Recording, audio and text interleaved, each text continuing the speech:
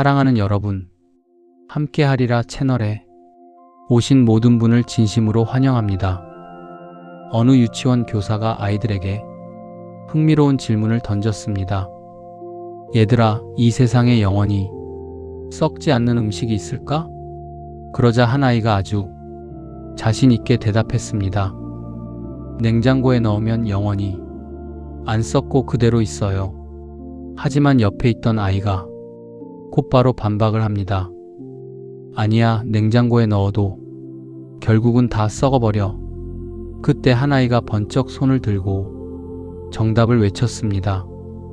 선생님, 진짜 안 썩는 떡이 있어요. 바로 그림의 떡이요. 아이들의 순수한 대답 속에 마음 깊은 웃음이 나지만 이 이야기는 우리에게 아주 중요한 진리를 전해줍니다. 이 세상에 영원히 썩지 않는 육신의 양식은 없다는 사실입니다. 오늘날 현대인들은 그 어느 세대보다 바쁘게 살아갑니다. 아침 일찍 일어나 밤늦게까지 땀을 흘리며 열심히 일합니다. 하지만 우리 스스로에게 이런 질문을 한번 던져봐야 합니다. 우리는 지금 무엇을 위해 그토록 열심히 달리고 있는가? 우리가 땀 흘려 얻으려는 그것은 내 영혼에 영원한 만족을 주는가? 2000년 전에도 우리처럼 무언가를 얻기 위해 치열하게 살았던 무리가 있습니다. 보리떡 5개와 물고기 2마리로 수천 명이 먹고 남은 놀라운 기적을 경험한 사람들입니다. 그들은 숨이 턱에 차도록 배를 타고 바다를 건너 예수님을 찾았습니다. 그리고 대단한 열정을 가지고 예수님을 억지로 자신들이 임금으로 삼으려고 했습니다. 하지만 예수님은 그들을 보며 기뻐하시기보다는 그들의 속내를 책망하셨습니다. 너희가 나를 찾는 것은 표적을 본 까닭이 아니요 떡을 먹고 배부른 까닭이로다. 무리들은 예수님이 진정 누구이신지 영적인 진리에는 관심이 없었습니다. 오직 내 배를 채워줄 양식과 물질적인 유익을 위해 예수님을 수단으로 삼으려 했습니다. 영혼을 구원하지 못하는 육체적인 배부름만 구했던 것입니다. 예수님은 이것을 바로 썩을 양식이라고 부르셨습니다. 썩을 양식은 단순히 우리가 먹는 음식만을 의미하지 않습니다.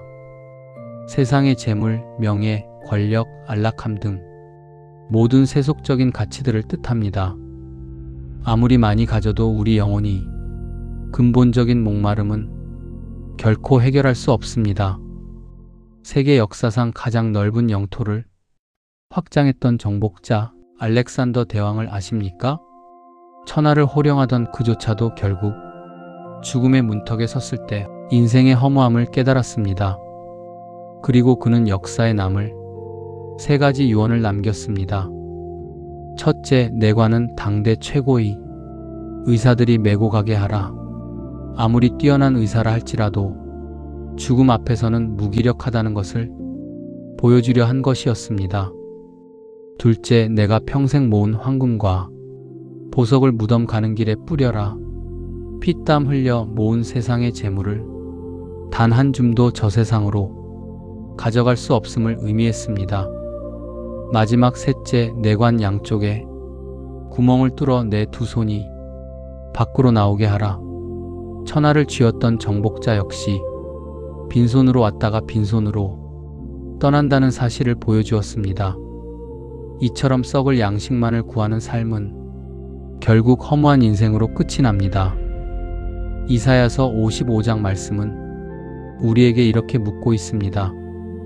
너희가 어찌하여 양식 아닌 것을 위하여 은을 달아주며 배부르게 하지 못할 것을 위하여 그토록 수고하느냐?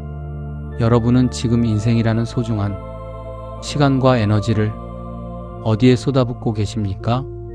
자신들이 헛된 것을 쫓고 있다는 사실을 깨닫지 못한 무리들은 예수님께 질문했습니다.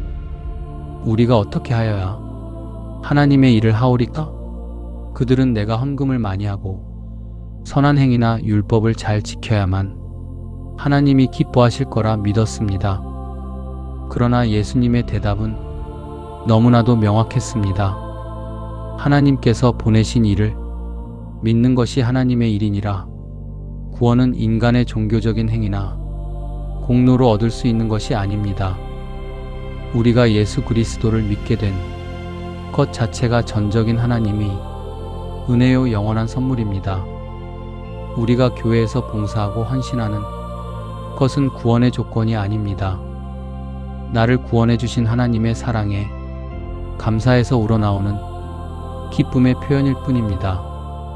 그런데 많은 사람이 이 본질을 놓치고 내 욕심을 채우기 위해 신앙생활을 하곤 합니다. 이것은 아프리카 부족들이 원숭이를 잡는 방법과 똑같습니다. 사냥꾼들은 입구가 좁은 항아리에 원숭이가 좋아하는 바나나와 견과류를 넣어둡니다.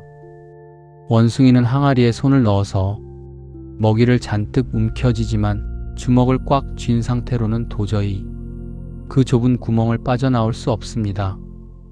욕심을 버리고 손에 쥔 것을 놓기만 하면 살 수 있는데 원숭이는 그 썩어질 먹이를 포기하지 못해 결국 잡히고 맙니다. 혹시 이 원숭이의 모습이 세상이 썩을 양식을 꽉 움켜쥐고 영원한 생명을 잃어버리는 우리의 모습은 아닙니까? 내 욕심만 채우려는 믿음 없는 열심은 그저 고단한 종교적 노동일 뿐입니다.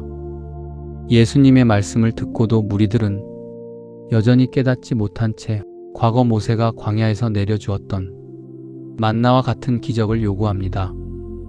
그들은 눈앞에 보이는 기적의 떡만을 먹고 싶어 했습니다.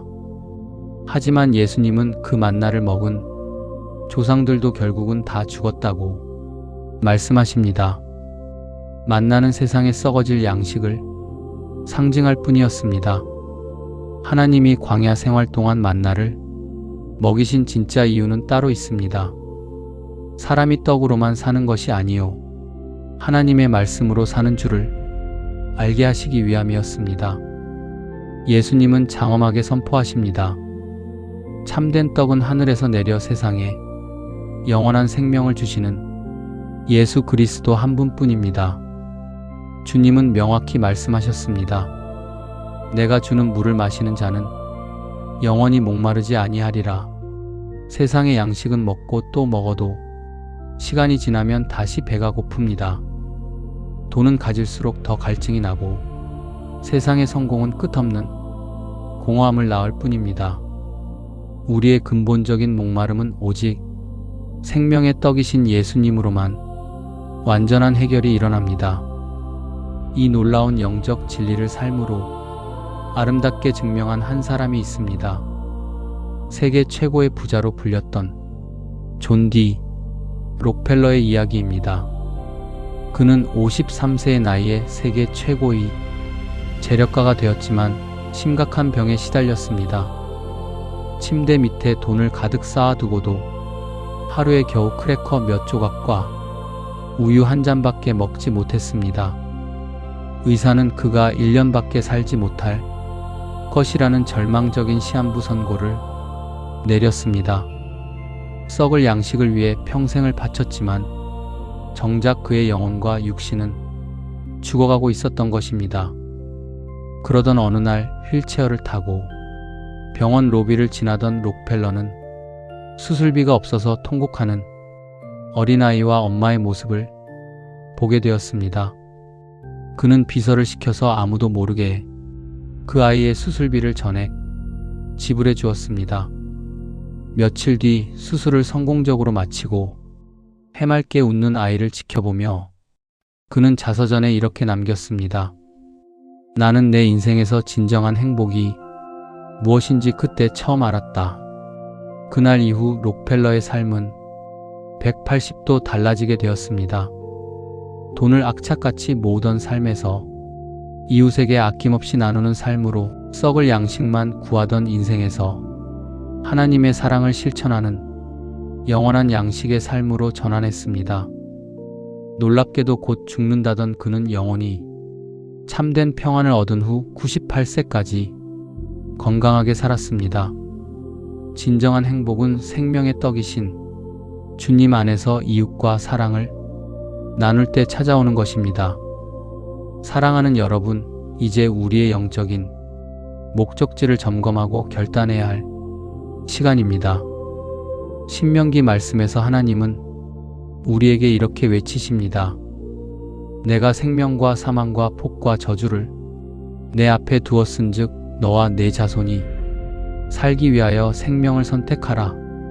오늘 우리 앞에도 두 가지 길이 동일하게 놓여 있습니다. 여러분은 내일이면 썩어 없어질 세상의 물질과 염려의 영혼을 내어주며 사시겠습니까? 아니면 영원한 생명의 떡이신 예수 그리스도를 선택하시겠습니까? 세상의 헛된 갈증을 채우려고 이리저리 뛰어다니던 분주한 발걸음을 이제 멈추십시오. 우리의 영적인 주파수를 생명이 떡이신 예수님께 맞추시기를 간절히 바랍니다. 세상이 주는 일시적인 위로가 아니라 주님의 손에서 나오는 생명의 떡만이 우리 영혼을 진정으로 살립니다. 주님, 저는 이제 주님 한 분만으로 온전히 만족합니다. 이 생명의 떡을 날마다 내게 풍성히 내려 주옵소서. 아름답게 울려 퍼질 때 세상이 줄 수도 없고 알 수도 없는 진정한 기쁨과 평안이 여러분이 삶에 가득 넘쳐날 것입니다. 영원한 생명의 떡을 풍성히 누리는 복된 삶이 되시기를 주님의 이름으로 간절히 소망합니다. 함께 기도하겠습니다.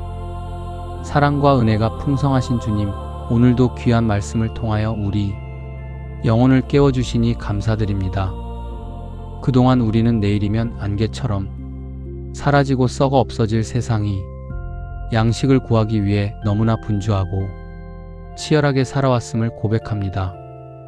세상의 재물과 성공이 영원한 안식을 줄 것이라 믿었지만 결국 우리에게 남은 것은 공허함과 지친 몸과 마음뿐이었습니다.